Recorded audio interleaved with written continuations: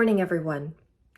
In February of 2021, I had a massive fight with my parents. For context, I am the only child, first generation, Chinese parents, and specifically a tiger mom. With that being said, I think you know where this is going. I yelled at my mother with such intensity that the blood vessel on my forehead was popping out. My cheeks were flushed and my hands were shaking. I told her, I never wanted to go to law school in the first place. I did it to make you happy. I wanted to make you proud. You've always wanted to be a lawyer, but you couldn't.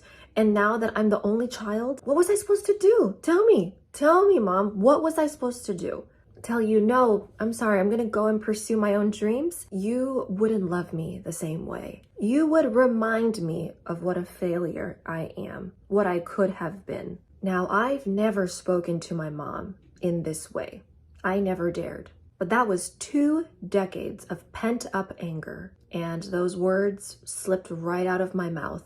My story isn't unique. In fact, it is so common that universities and scholars have studied people like me at length. In 2017, Brown University published a study on intergenerational trauma and mental health in Asian immigrant families. They examined 158 participants, all of Asian descent, men and women between the ages of 17 and 25, mostly born in the US, and saw that 23.4% of them were at risk of high psychological distress. 65.8% of them were at risk for depression due to parents' trauma exposure and parenting care. This includes, but is not limited to, overprotective parenting, family conflict, and barriers to communication, all of which can be found in some form of tiger parenting. Earlier in 2014, there was a study done on burdening parenting, where Asian American children felt pressured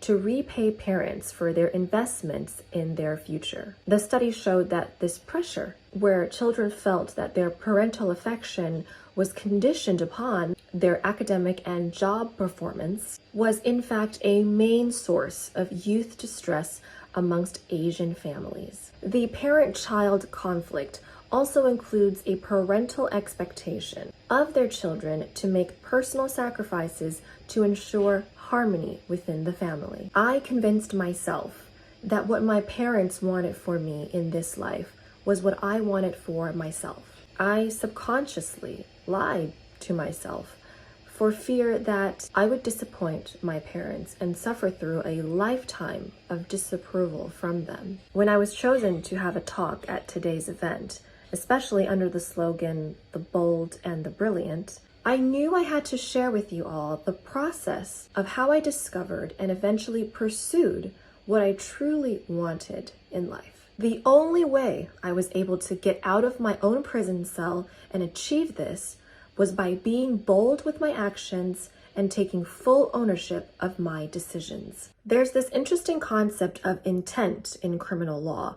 It's actually one of the first things I learned in law school. Intent refers to the mental objective, the mens rea behind an action. It is one of the 2 elements that must be proven in order to secure a conviction. The other element being the actus reus, the actual act itself.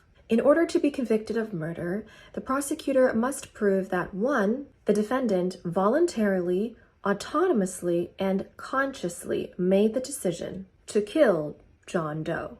And 2, John Doe is in fact dead. If both are proven, the defendant is guilty as charged. But let's say I'll play the role of the defendant. Let's say I had no choice but to kill John Doe. Someone had a gun to my head and said, if you don't kill Joe, I will kill you and everyone you love. Well, in this scenario, my intent, my mens rea, is non-existent. I did not want to kill John Doe. I did not do that on my own accord. It was not of my free will. I was forced to. Intent is such a pivotal concept in criminal law because it has the power to sentence someone to death or uphold someone's innocence. With this analogy in mind, it is clear that the decisions you make with your own free will are the ones that you must take full ownership of. And that means ownership of your successes and your failures. There is no one to blame but yourself if things go wrong.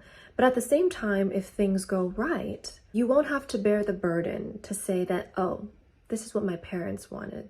This is what they would have wanted for me. My peers are all doing this, and I guess I should too. To discover what we truly want in life, we need to act with intention. I admit, you heard it here first, I did not want to become a lawyer. I don't particularly enjoy being a lawyer in the traditional sense. Instead, I had this lifelong dream of being a storyteller, a communicator, and of course, a creator. I wanted to create content that resonated with people. I wanted to provide solutions that could address their unique problems, especially if the problems can be solved using communication tactics. That's why I became a communications and social skills coach. And one of the exercises that I do with my clients is this T-chart. If you're feeling lost and you can't differentiate between what you want for yourself and what others want for you, try this, okay? This next step is imperative. First of all, make a list of all the bold decisions that you're going to make in the next few months. Then you're going to draw out a simple T chart like this. On the left, I listed 3 things that I needed to let go of. 1, quit my corporate job, leave the firm. 2, exit a draining relationship. And 3, stop lying to yourself and stop lying to your parents about what you truly want in life.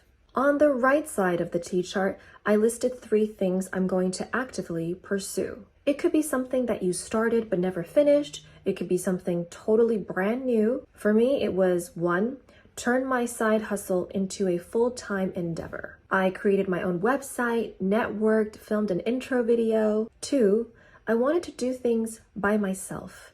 Eat at a restaurant alone, go to the movies alone. And 3, I wanted to journal consistently. It didn't matter if I had nothing to say. If I put my pen down to paper, thoughts will spill out. In fact, in 2018, PhD professors conducted a study, examined whether a 12-week web-based positive effect journaling session could reduce mental distress and improve psychological, interpersonal, and physical well-being of patients. Turns out it did.